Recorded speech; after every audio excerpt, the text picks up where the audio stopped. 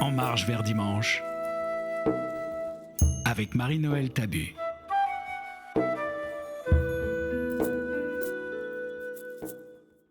Deuxième dimanche de Pâques, année A. Du livre des Actes des Apôtres, au chapitre 2, versets 42 à 47. Les frères étaient assidus à l'enseignement des apôtres et à la communion fraternelle, à la fraction du pain et aux prières. La crainte de Dieu était dans tous les cœurs, à la vue des nombreux prodiges et signes accomplis par les apôtres. Tous les croyants vivaient ensemble et ils avaient tout en commun. Ils vendaient leurs biens et leurs possessions et ils en partageaient le produit entre tous en fonction des besoins de chacun. Chaque jour, d'un même cœur, ils fréquentaient assidûment le temple, ils rompaient le pain dans les maisons, ils prenaient leur repas avec allégresse et simplicité de cœur. Ils louaient Dieu et avaient la faveur du peuple tout entier. Chaque jour, le Seigneur leur adjoignait ceux qui allaient être sauvés.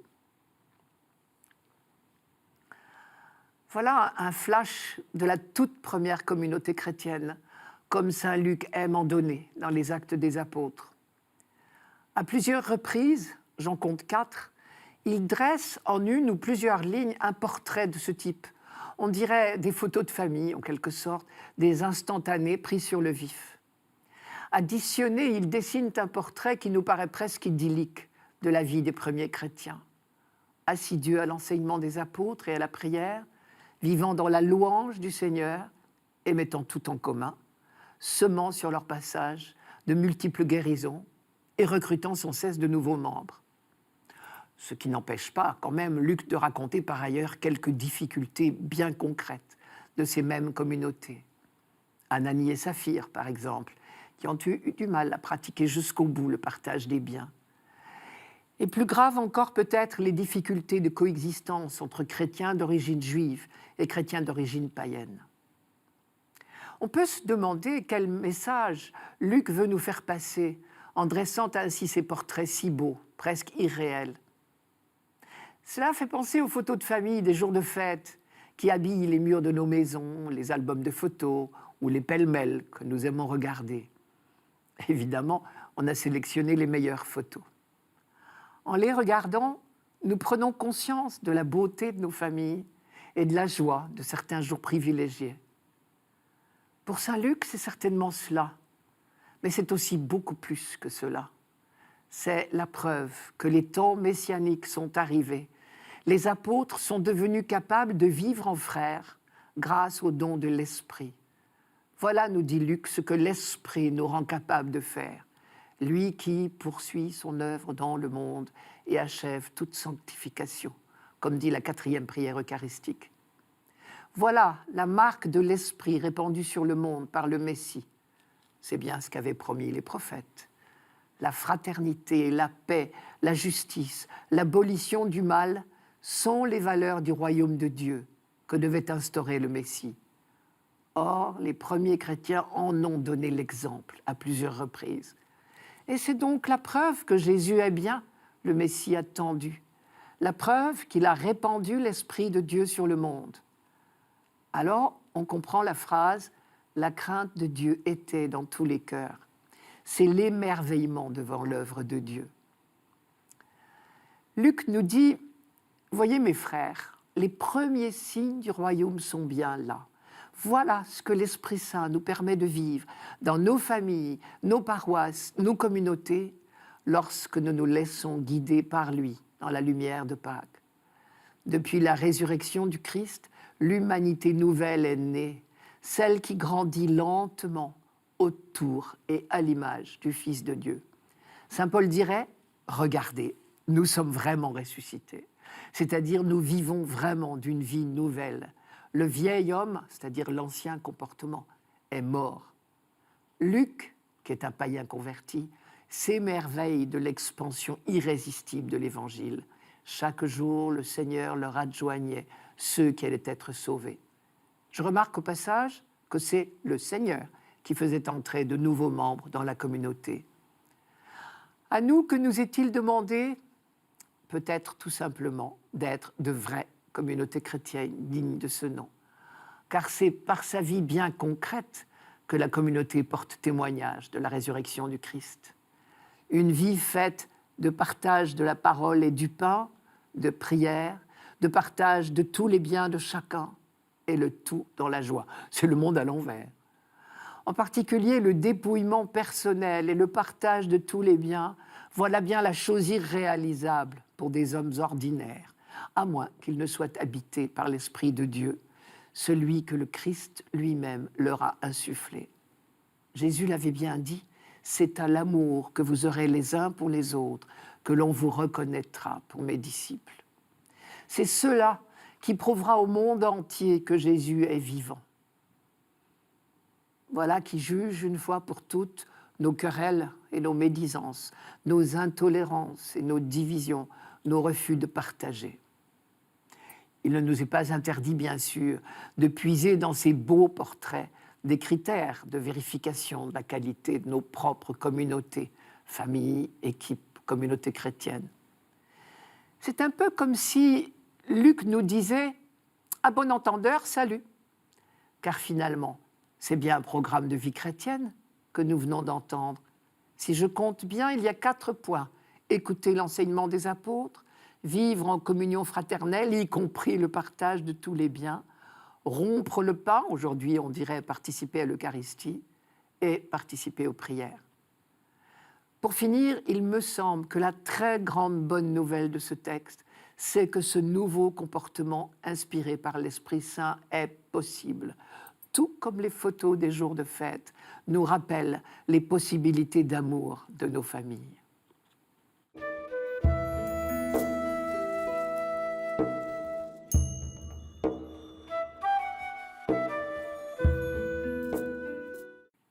Psaume 117. Oui, que le dise Israël, éternel est son amour, que le dise la maison d'Aaron, éternel est son amour, qu'ils le disent ceux qui craignent le Seigneur, éternel est son amour. On m'a poussé, bousculé pour m'abattre, mais le Seigneur m'a défendu. Ma force et mon chant, c'est le Seigneur, il est pour moi le salut. Clameur de joie et de victoire sous les tentes des justes.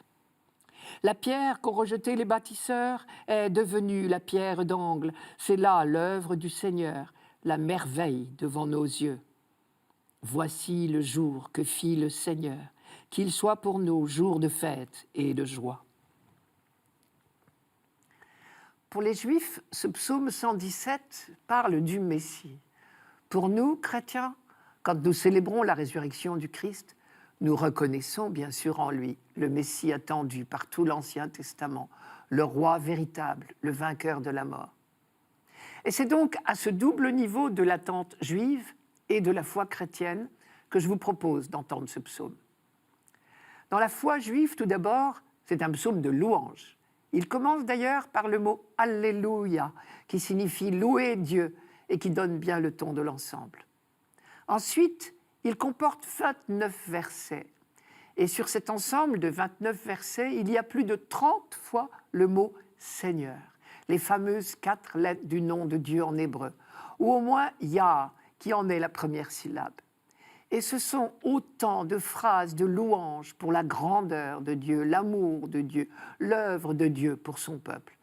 Une véritable litanie.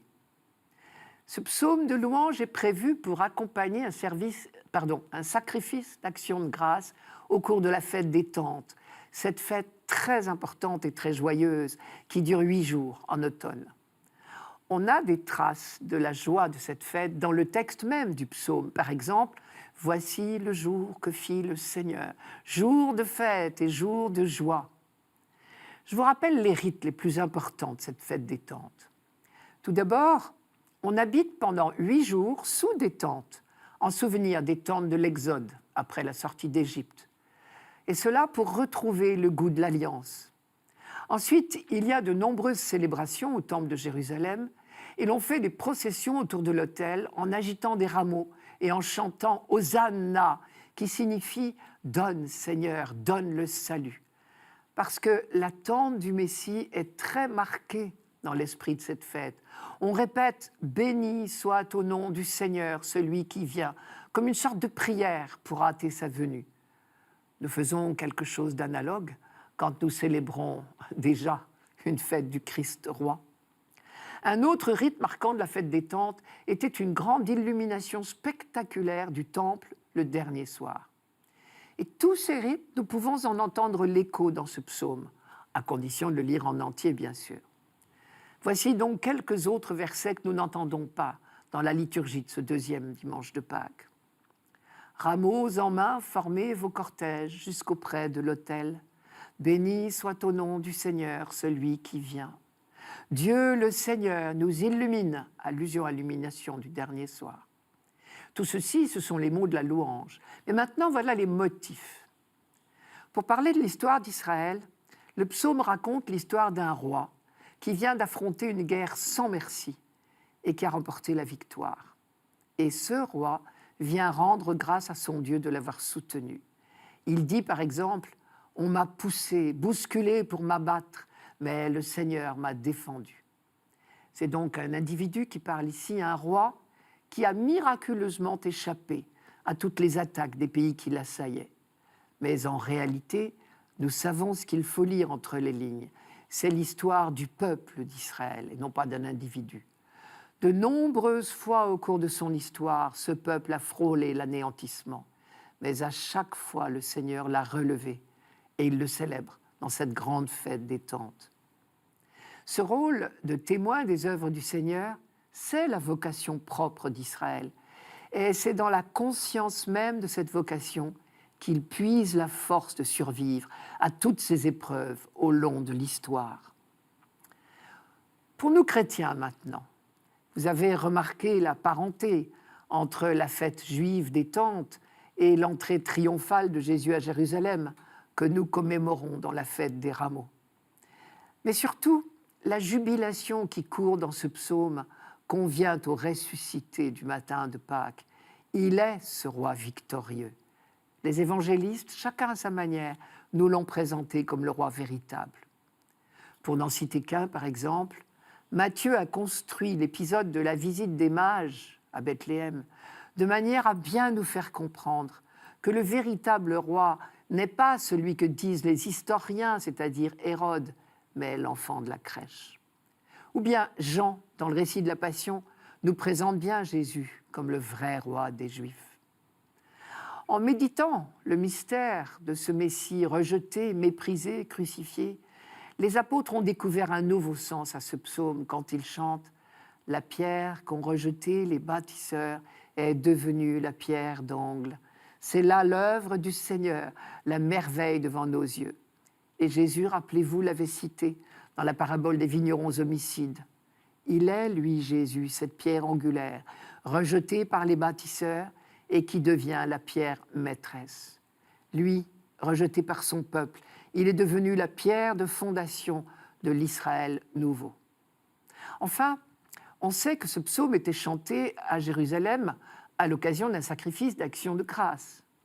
Jésus, lui, vient d'accomplir le sacrifice d'action de grâce par excellence. Il prend la tête de l'Israël nouveau qui rend grâce à Dieu son Père. C'est même ce qui caractérise Jésus. Toute son attitude envers son Père n'est qu'action de grâce. Et c'est cela, justement, qui inaugure entre Dieu et l'humanité l'alliance nouvelle. Celle où l'humanité n'est que réponse d'amour à l'amour du Père.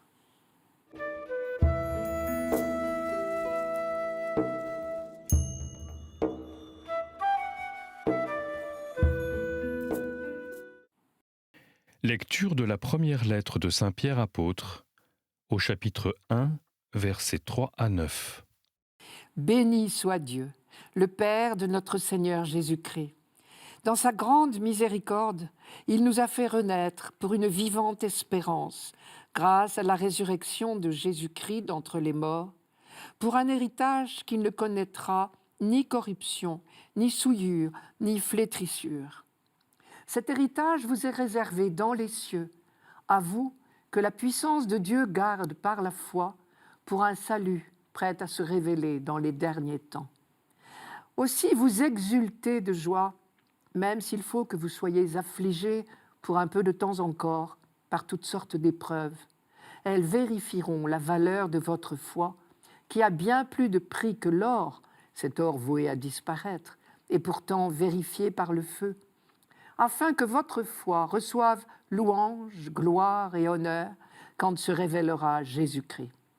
Lui, vous l'aimez sans l'avoir vu. En lui, sans le voir encore, vous mettez votre foi. Vous exultez d'une joie inexprimable et remplie de gloire, car vous allez obtenir le salut des âmes qui est l'aboutissement de votre foi. Il y a un tel souffle de liberté dans ce passage que certains se demandent si Pierre n'a pas repris une hymne qu'on chantait déjà pendant les baptêmes.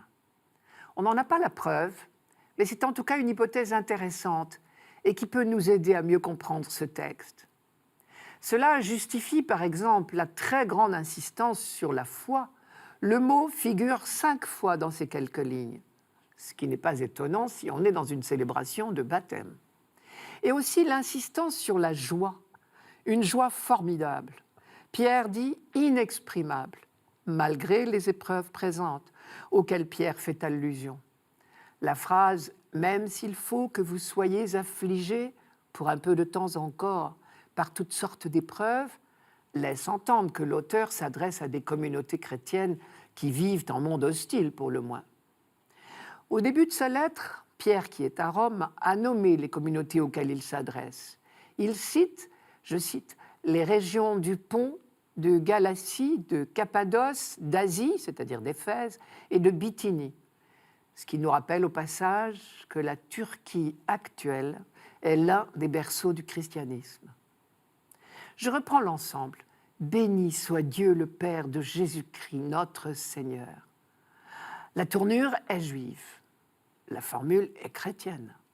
Commencer par une grande bénédiction de Dieu, c'est typique de la prière juive.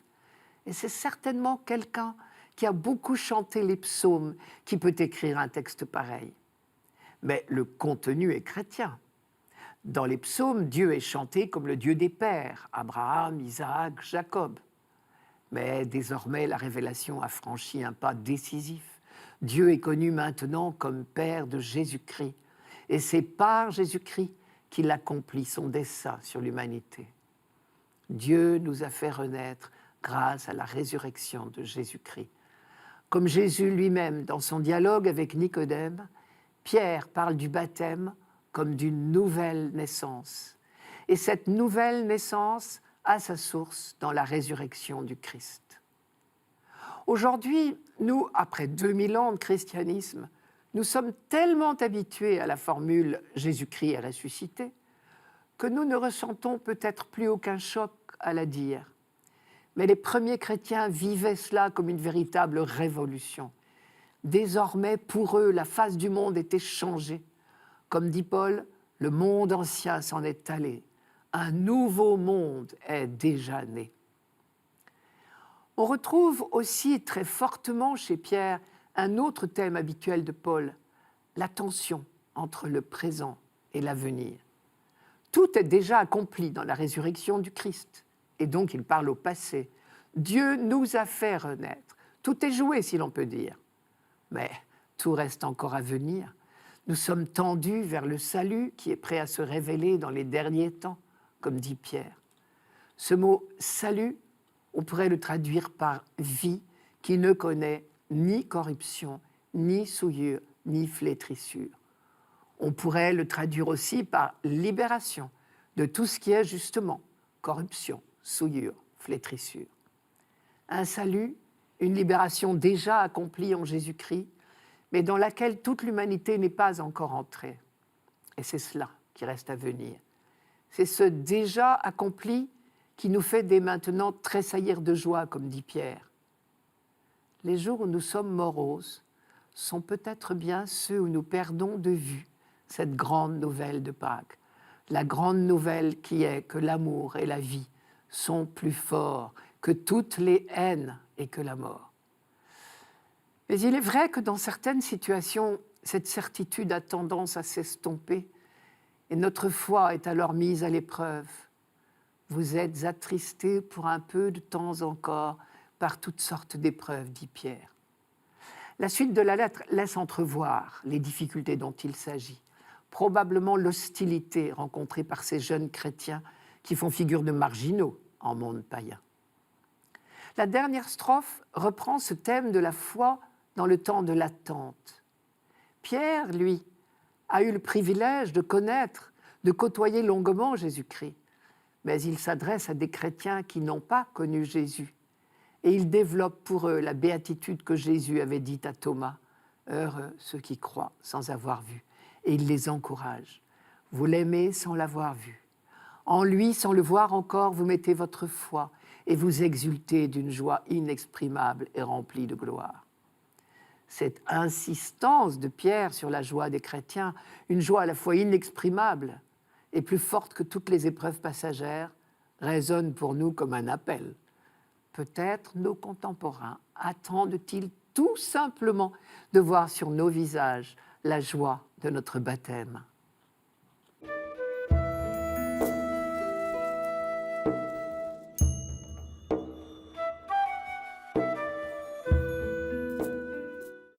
Évangile de Jésus-Christ selon saint Jean, au chapitre 20, versets 19 à 31. C'était après la mort de Jésus. Le soir venu, en ce premier jour de la semaine, alors que les portes du lieu où se trouvaient les disciples étaient verrouillées par crainte des Juifs, Jésus vint et il était là, au milieu d'eux. Il leur dit « La paix soit avec vous ». Après cette parole, il leur montra ses mains et son côté. Les disciples furent remplis de joie en voyant le Seigneur. Jésus leur dit de nouveau « La paix soit avec vous. De même que le Père m'a envoyé, moi aussi je vous envoie. » Ayant ainsi parlé, il souffla sur eux et il leur dit « Recevez l'Esprit Saint. À qui vous remettrez ses péchés, ils seront remis. À qui vous maintiendrez ses péchés, ils seront maintenus. » Or, l'un des 12, Thomas, appelé Didyme, c'est-à-dire jumeau, n'était pas avec eux quand Jésus était venu. Les autres disciples lui disaient « Nous avons vu le Seigneur !» Mais il leur déclara « Si je ne vois pas dans ses mains la marque des clous, si je ne mets pas mon doigt dans la marque des clous, si je ne mets pas la main dans son côté, non, je ne croirai pas. » 8 jours plus tard, les disciples se trouvaient de nouveau dans la maison et Thomas était avec eux. Jésus vient alors que les portes étaient verrouillées et il était là au milieu d'eux. Il dit « La paix soit avec vous ». Puis il dit à Thomas « Avance ton doigt ici et vois mes mains. Avance ta main et mets-la dans mon côté. Cesse d'être incrédule, sois croyant. » Alors Thomas lui dit « Mon Seigneur et mon Dieu. » Jésus lui dit « Parce que tu m'as vu, tu crois. Heureux ceux qui croient sans avoir vu. » Il y a encore beaucoup d'autres signes que Jésus a faits en présence des disciples et qui ne sont pas écrits dans ce livre. Mais ceux-là ont été écrits pour que vous croyiez que Jésus est le Christ, le Fils de Dieu, et pour qu'en croyant, vous ayez la vie en son nom. C'était le soir du premier jour de la semaine, c'est-à-dire le dimanche. Plusieurs fois de suite, après sa résurrection, Jésus s'est montré vivant à ses apôtres chaque fois le premier jour de la semaine, si bien que pour les chrétiens, ce jour-là a pris un sens particulier. Ce premier jour de la semaine leur paraît à eux être le premier jour des temps nouveaux. Comme la semaine de 7 jours des Juifs rappelait les 7 jours de la création, cette nouvelle semaine qui a commencé par la résurrection du Christ a été comprise par les chrétiens comme le début de la nouvelle création. Le rassemblement des chrétiens chaque dimanche en mémoire de la résurrection du Christ est né là. La première parole de Jésus en retrouvant ses apôtres, c'est « La paix soit avec vous ». C'était le salut juif habituel. Mais quand même, c'est une étrange salutation après tout ce qu'on vient de vivre, la crainte, l'angoisse des derniers mois avant l'arrestation de Jésus, l'horreur de sa passion et de sa mort, la nuit de jeudi, la journée du vendredi et ce silence du samedi, une fois Jésus mis au tombeau. Est-ce qu'on peut être dans la paix comme si rien n'était arrivé? Et en même temps, c'est fou, mais c'est bien vrai quand même. Il est bel et bien vivant. Et pour le prouver, il montre ses plaies, qui sont les marques de la crucifixion. Au passage, je remarque que les marques sont bien là, dans ses mains, ses pieds, son côté. La résurrection ne gomme donc pas la mort. Alors même si cela paraît fou, Saint Jean nous dit « Les disciples furent remplis de joie. C'est inouï ce qui leur arrive. » Et à ce moment-là, Saint Jean continue. Jésus leur dit de nouveau « La paix soit avec vous ». Alors ils peuvent réellement être dans la paix, non pas comme si rien n'était arrivé, mais malgré ce qui est arrivé, parce que cette paix du ressuscité est très au-delà de tout ce qui peut arriver. Je continue le texte. « Ayant ainsi parlé, Jésus répandit sur eux son souffle, et il leur dit, « Recevez l'Esprit Saint. À qui vous remettrez ses péchés, ils seront remis. À qui vous maintiendrez ses péchés, ils seront maintenus. » On est frappé du lien entre le don de l'Esprit et la mission de réconciliation. Dans la Bible, l'Esprit est toujours donné pour une mission, et il n'y a pas d'autre mission en définitive que de réconcilier les hommes avec Dieu. Tout le reste en découle. C'est un ordre, un commandement que Jésus donne. De même que le Père m'a envoyé, moi aussi je vous envoie. Allez annoncer que les péchés sont remis, c'est-à-dire pardonnés. Soyez les ambassadeurs de la réconciliation universelle. Et si vous n'y allez pas, cette nouvelle de la réconciliation ne sera pas annoncée. Le Père sollicite votre collaboration pour cela, comme le Père m'a envoyé. On a ici, de la bouche même de Jésus-Christ, un résumé de toute sa mission. C'est comme s'il nous disait « Le Père m'a envoyé pour annoncer la réconciliation universelle, pour annoncer que les péchés sont pardonnés, que Dieu ne tient pas compte des péchés des hommes, annoncer une seule chose en définitive, que Dieu est amour et pardon. Et à votre tour, je vous envoie pour la même mission. Le seul péché, celui qui est la racine de tous les autres, c'est de ne pas croire à l'amour de Dieu. Vous donc, je vous envoie. Allez annoncer à tous les hommes l'amour de Dieu. » Reste la phrase « Tout homme à qui vous maintiendrez ses péchés, ils lui seront maintenus. » Être maintenu dans son péché, c'est ignorer l'amour de Dieu. Il dépend de vous, dit Jésus, que vos frères connaissent l'amour de Dieu et en vivent. Le projet de Dieu ne sera définitivement accompli que quand vous, à votre tour, aurez rempli votre mission. Comme le Père m'a envoyé, moi aussi, je vous envoie.